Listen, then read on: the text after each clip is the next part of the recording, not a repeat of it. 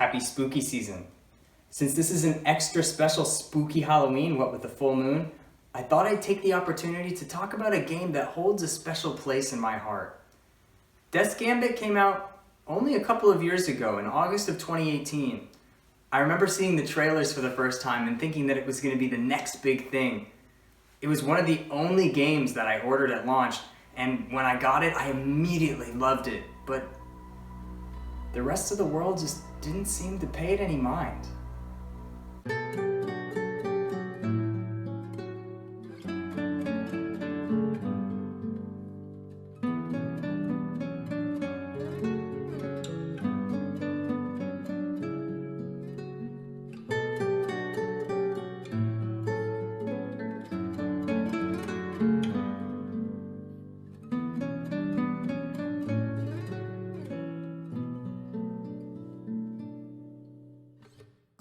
Death's Gambit takes its inspirations from many places, most notably Dark Souls, in that it's filled with incredibly difficult boss battles, and you're going to die. A lot. But Death isn't just a video gamey aspect of combat, but rather an integral part of the story. In fact, the story is so masterfully intertwined with the gameplay that I really can't go any further without first getting into the story. we play as Soren, a knight from Vados sent on a suicide mission whose entire army was wiped out by immortals. Soren signs a contract with death, allowing him to continue his life as an undead so long as he destroys the immortality stone located in Kaer Shorai. It's not the most unique story out there, but sometimes it's not about the content of a story, but rather the way that it's told, and Death's Gambit does this in what I think is one of the most brilliant ways of tying the gameplay in with the story. Rather than having exposition just spouted at the player as a reward for progressing in the game, a lot, and I mean a fair chunk of the game's story, is actually told as the player dies. While Soren is technically an immortal, he can still die. His body ceases functioning and death brings his soul to another vessel somehow. You can even see your bodies pile up in one of the rooms in-game. And death is quick and painless. Compare Death's Gambit to a game like Symphony of the Night that everyone seems to love so much. Holy, have you ever died in that game? You get booted back to the title screen and lose any progress you made since your last save. It sucks! In Death's Gambit, you just get brought back to the last death altar you prayed at, and all you lose is a single healing item that you have to go back and pick up. Or, you can even just spend experience points to get it automatically recovered. This cuts down on the tedium of a difficult boss battle so much, and doesn't punish you for forgetting to save after every 3 minutes. Occasionally when you die, Death will berate you for being bad at the game. There is a term thrown around during wars. I believe it's called strategizing. But sometimes Soren will have flashbacks or maybe hallucinations when he dies. The more Soren dies, the more disturbing these visions start to become, and we slowly start wondering how much of these visions are real and how much is actually just Soren slowly losing himself.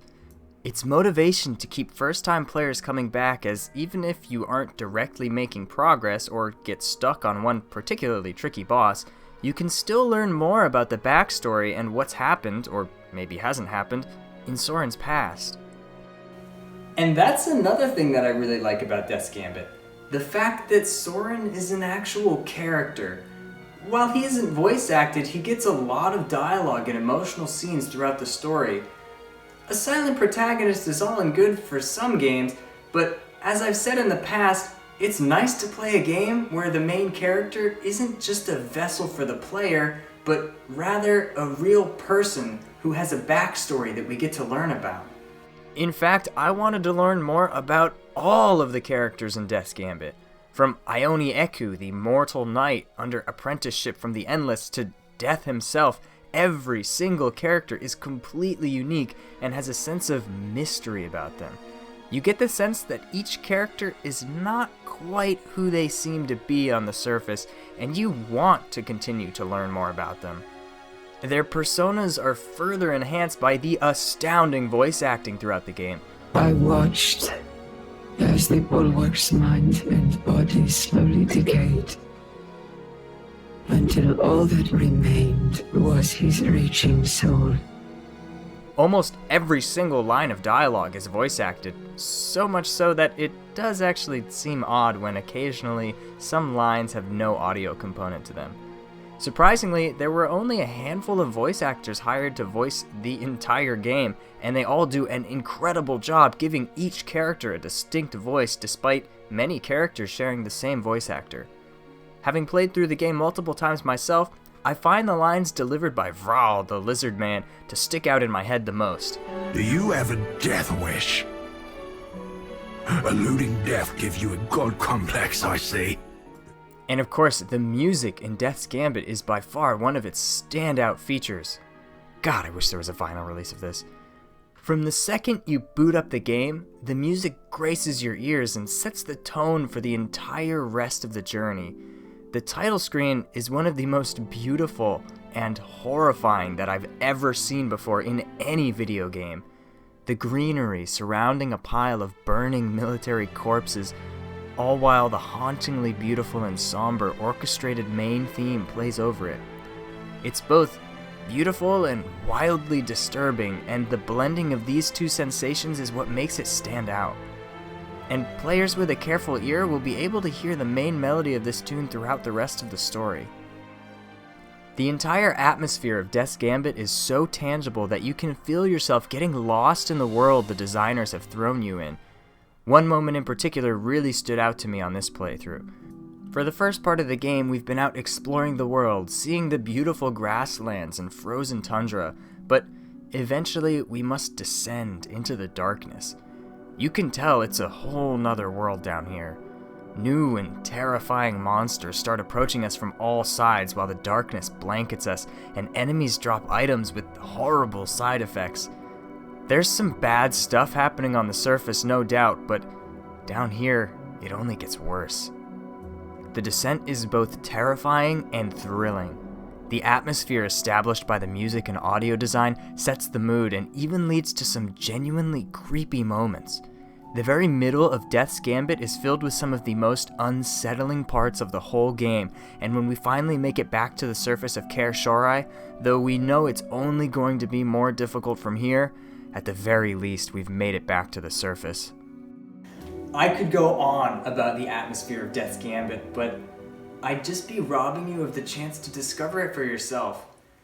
Now, as you probably noticed, Death's Gambit is a 2D action-adventure game with some platforming elements.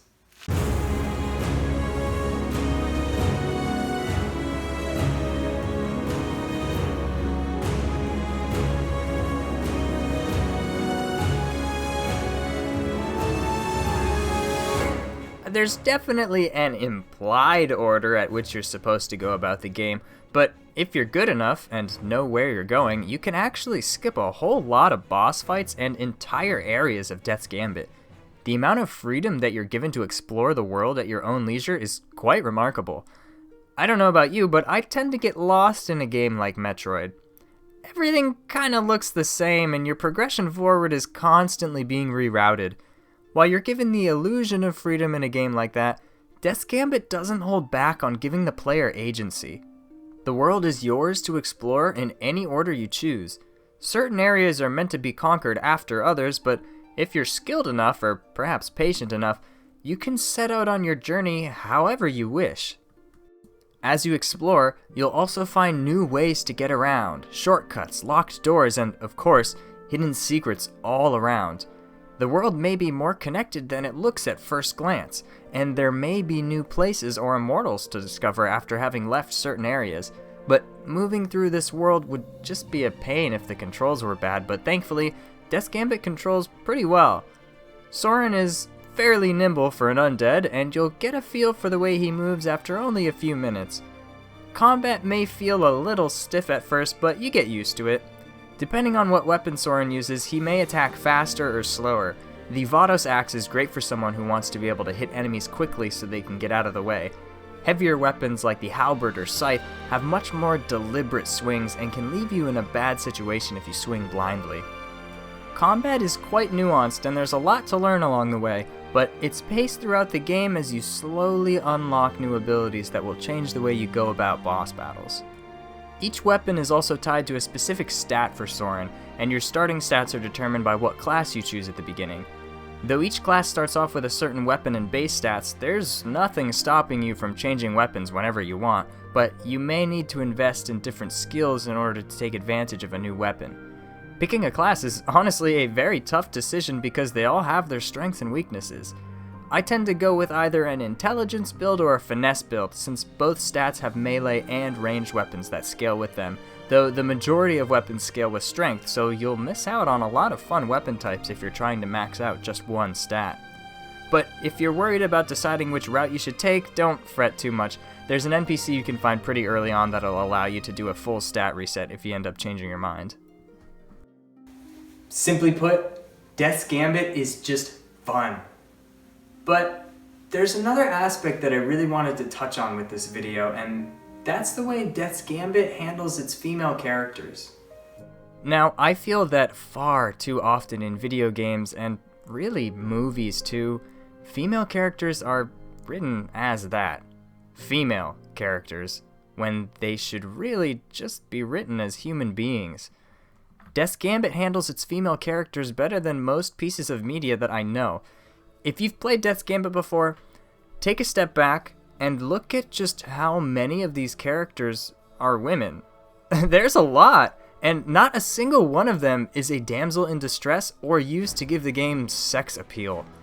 In fact, a lot of them are really powerful, challenging boss fights. Hell, even the women that aren't your enemy are no less of a warrior than the men are. There's a scene where Soren, as a child, tells his mother that he wants to grow up to be a soldier just like her. On my first few playthroughs, I didn't really think anything of it, and that is why it's so significant. Everly isn't special for being a fierce female combatant. She's special because she's just a strong soldier.